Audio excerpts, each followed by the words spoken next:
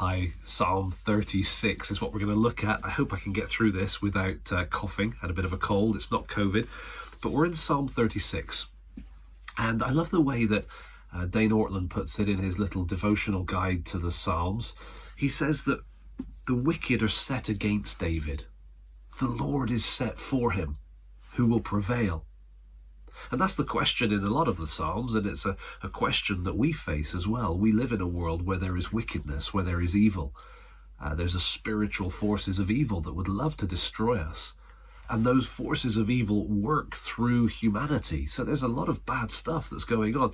And sometimes we can become so overwhelmed by it, we need to come back to Psalm 36. Because in Psalm 36, we've got 4 verses at the beginning where David is describing the wickedness. The wicked in action, if you like. They're plotting and planning and scheming. And then you come down to verses 5 to 9, which is the middle section, where he shifts focus over to the Lord. Okay, what's the truth about the Lord? And then the final few verses, 10, 11, 12, just pull the two together. This is who God is. This is what they're doing. Lord, protect me from them. Okay, so you can look at the flow of the psalm as you read it through. But I want you to notice, as we're looking at this together, the middle section where he talks about God. He describes the character of God, his steadfast love, his faithfulness, his righteousness, his judgments, and I suppose the fact that he saves as well. And these are truths about God. Notice the way he describes them. Your steadfast love, O Lord, extends to the heavens. Your faithfulness to the clouds. So both descriptions going in the same direction. Is he saying your steadfast love is out of sight, like it's beyond reach, I can't see the end of it? However, your faithfulness only goes up about 30,000 feet. Now, he's not making a comparison. He's saying that both of them, the steadfast love, the faithfulness, often go together, right? Those things, those truths about God, you can't measure them. They reach up way beyond any measure. So what are the highest measurement levels I can get to? The heavens, the clouds. You see, he's not making one higher than the other. He's describing both as being extremely abundant. Then he goes, in the next 2 lines, he goes for a slightly different description. Your righteousness is like the mountains of God. That's a mountain. Your judgments are like the great deep. Sort of opposite? Well, maybe it's not so much opposite as 2 ends of the scale, 2 extremes. But really, I think he's shifting a little bit from mere measurement to some truth, some recognition about what he's saying here. So righteousness, like the mountains of God, established, permanent, unmovable, unchanging, right? Invisible. The righteousness of God is there, and it's not moving around.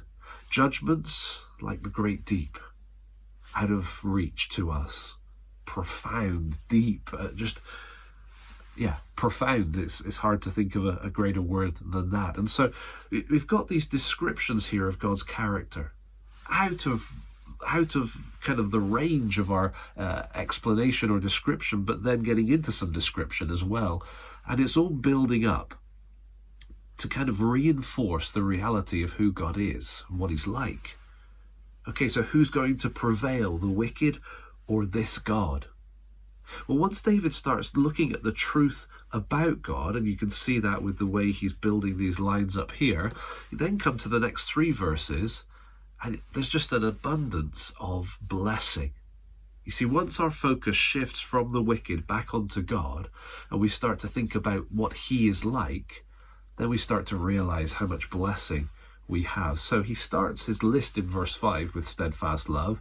There it is again in verse 7. Down in verse 10, he'll mention it again. So this seems to be sort of the chief character quality that's driving this psalm.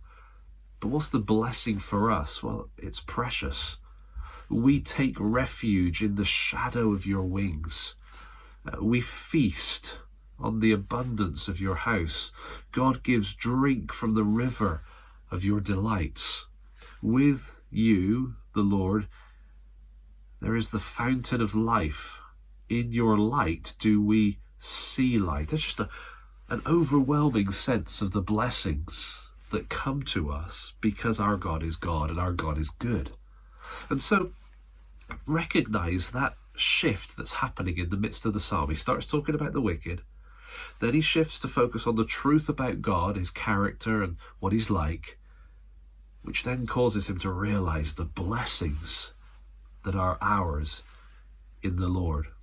Now, the blessings that are ours in the Lord don't take away the fact that there are still wicked out to get us. The wicked is still set against us. But the Lord is set for us, and that changes everything.